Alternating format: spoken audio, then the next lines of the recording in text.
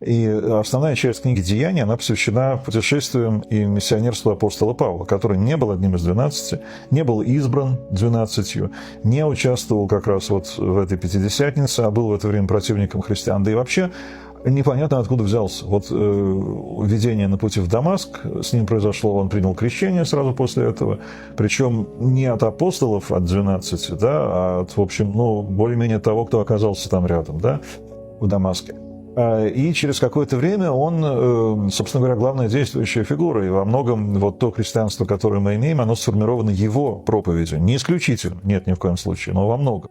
Он спокойно перечислил факты о Павле, как будто это все в порядке вещей. Для него проблемы нет, но давайте внимательно посмотрим на то, что он сам же признал. Какой-то мужчина, который непонятно откуда взялся, своими проповедями дал основу современному христианству. При этом всем ни разу не видел Иисуса, не был избран учениками Иисуса и долгое время убивал его последователей. И это еще не все. Он конфликтовал с Петром, настоящим учеником Иисуса. В послании Галатам он обвиняет того, на ком по сути построена церковь, по словам самого Иисуса, в лицемерии. Например, Павел отменил обрезание, хотя Иисус был обрезан, и его ученики были обрезаны. Они соблюдали закон Моисея. А потом вдруг приходит Павел и говорит: все это не нужно. Иисус говорит одно, его ученики следуют сказанному Иисусом, а потом приходит человек со стороны и говорит: все не так, я лучше знаю. И ему верят больше, чем ученикам Иисуса. А кем он был? Фарисеем, римский гражданин. В то время это не просто статус, это привилегия, это власть. Он преследовал христиан не сам по себе,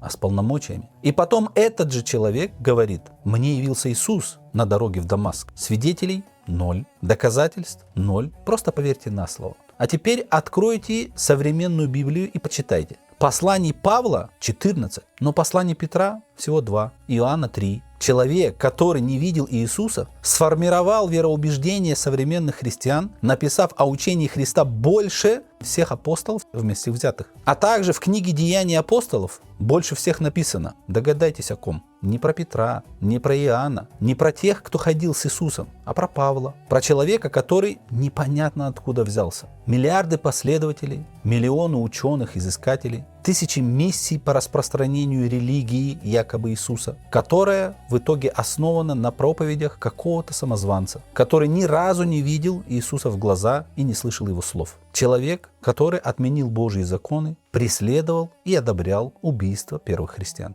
Христиане, вдумайтесь, за кем вы вообще следуете и в чье слово вы так остервенело верите и защищаете.